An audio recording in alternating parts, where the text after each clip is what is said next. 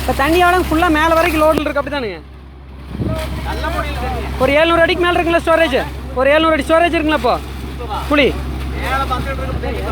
மேலே 30 அடியில் கிடக்காதா? ஒரு 800 அடிக்கு இருக்குங்க.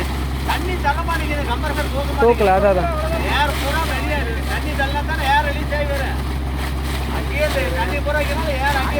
அதான் அதான்